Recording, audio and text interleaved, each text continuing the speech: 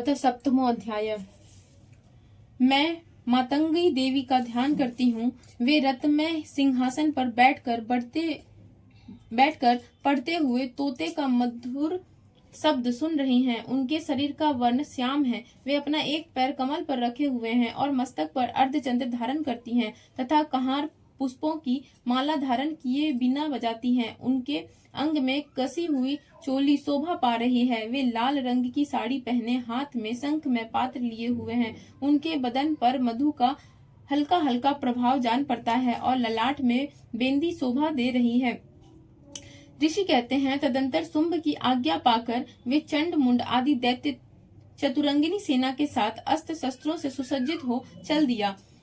फिर गिरिराज हिमालय के सुवर्णमय ऊंचे शिखर पर पहुंचकर उन्होंने सिंह पर बैठी देवी को देखा। वे मंद मंद मुस्कुरा रही थी। उन्हें देखकर दैत्य लोग तत्परता से पकड़ने का उद्योग करने लगे। किसी ने धनुष तान लिया, किसी ने तलवार संभाली और कुछ लोग देवी के पास आकर खड़े हो गए। तब अंबिका ने उन शत्रुओं के प्रति बड़ा क्रोध किया। उस समय क्रोध के कारण उनका मुख काला पड़ गया, ललाट में भौं टेढ़ी हो गई थी और वहां से तुरंत विकराल मुखी काली प्रकट हुई, जो तलवार और पास लिए हुए थी। वे विचित्र खड्गवांग धारण किए और चीते के चर्म की साड़ी पहने नर मुंडों की माला से विभूषित थी। उनके शरीर का मांस सूख गया था, केवल हड्डियों का ढांचा था, जिससे वे अत्यंत भयंकर जान पड़ती थी। उनका मुख बहुत विशाल था, जीभ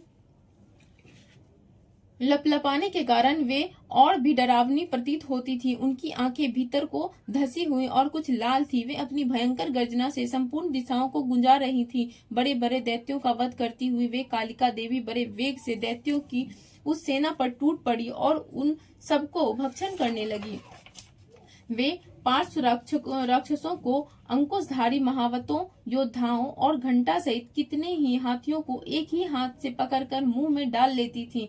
इसी प्रकार घोड़े, रथ और सारथी के साथ रथी सैनिकों को मुंह में डालकर वे उन्हें बड़े भयानक रूप से चबा डालती थी। किसी के बाल पकड़ लेती, किसी का गला दबा देती, किसी को पैरों से कुचल डालती और किसी को छाती के धक्के से गिराकर मार डालती थी। वे असुरों के छोड़े हुए बड़े बड़े अस्त्र शस्त्र मुंह से पकड़ लेती और रोष में भरकर उनको दांतों से पीस डालती थी। काली ने बलवान एवं दुरात्म दैत्यों की वह सारी सेना रौंद डाली, खा डाली और कितनों को मार भगाया। कोई तलवार के घाट उतारे गए, कोई खड्गवांग से पीटे गए और कितने ही असुर दांतों के अग्रभाग से कुचले जाकर मृत्यु को प्राप्त हुए। इस प्रकार देवी ने असुरों की उस सारी सेना को क्षण भर में मार गिराया। यह देख चंड उन अत्यंत भयानक काली देवी की ओर दौड़ा तथा महादैत्य मुंड ने भी अत्यंत भयंकर वाणों की वर्षा से तथा हजारों बार चलाए हुए चक्रों से उस भयानक नेत्रों वाली देवी को आच्छादित कर दिया। वे अनेकों चक्र देवी के मुख में समाते हुए ऐसे जान पड़े मानो सूर्य के बहुतेरे मंडल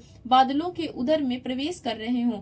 तब भयंकर गर्जना करने वाली काली ने अत्यंत रोष में भरकर विकट अट्टहास किया। उस समय उनके विकराल बदन के भीतर कठिनता से देखे जा सकने वाले दांतों की प्रभा से वे अत्यंत उज्जवल दिखाई देती थी। देवी ने बहुत बड़ी तलवार हाथ में ली, हंग का उच्चारण करके चंड पर धावा किया और उसके केस पकड़कर उसी तलवार से उसका मस्तक काट डाला।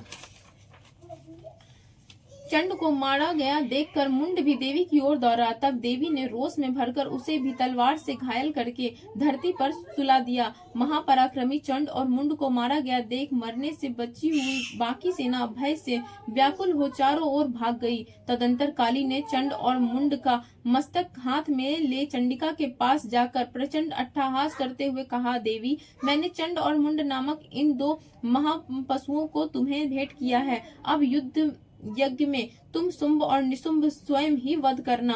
ऋषि कहते हैं, वहां लाए हुए उन चंड मुंड नामक महादैत्यों को देखकर कल्याणमयी चंडिके काली से मधुर वाणी में कहा, देवी, तुम चंड और मुंड को लेकर मेरे पास आई हो, इसलिए संसार में चामुंडा के नाम से तुम्हारी ख्याति होगी। इस प्रकार श्री मार्कंडे पुराण में सार्वजनिक मनवंतर की कथा के अंतर्गत देवी महात्म्य में चंड मुंड वध नामक 7वां अध्याय पूरा हुआ।